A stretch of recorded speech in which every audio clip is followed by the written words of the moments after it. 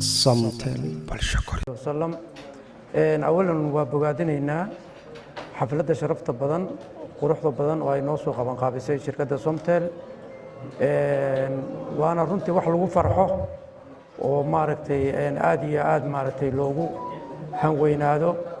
أديكيد أي سو كرديين سيدا أي تاي لوجو فائديستو دين والباقي كل يدانو تاي ترتنكو waxyaabuhu faa'iidada ku leeyahay waxay ka mid tahay waagii hore faa'iidada ay noo keentay waxa ka mid ahaa inay maaragtay xagga sicirka iyo waxyaabo badan oo sidii la sheegay la charge gareyn jiray ay ayadu maaragtay markii ay soo gashay tartanka oo ay saacada ku soo biirtay ay joogsatay marka hadda waxaad moodaa in la iskala gudbay sida muuqata oo adeegyada kaleeto oo loo soo kordhinayo bulshada ay noqotay hadda tartanku halka inuu marayo marka waxaan leeyahay waa intaas oo laga sii dhawaado bulshaduna sidii hore loo sheegay waxay u baahan tahay runtii in wax lagu celiyo oo ay sababtu tahay aan kaftame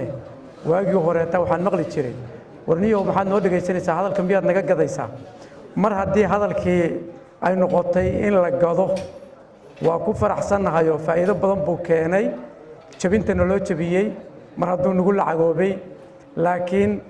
hadalkii la gadayna hadda dadkii in wax lagu celiyo oo maaragtay wax lagu celiyo sida haddaba muuqata ama maaragtay iman doonta ayaduna waa mid loo baahan yahay ma aha shirkadaha service-ka kaliya anugu waxaan mar walba dhiirigelinayaa cid kasta oo ummadaanin ka dhex shaqaysata oo ka faa'iida in ay wax ku celiso bulshada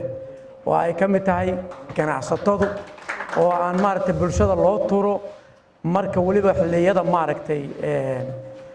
ay xaaluhu adag yihiin oo ama abaaruhu ay dhacaan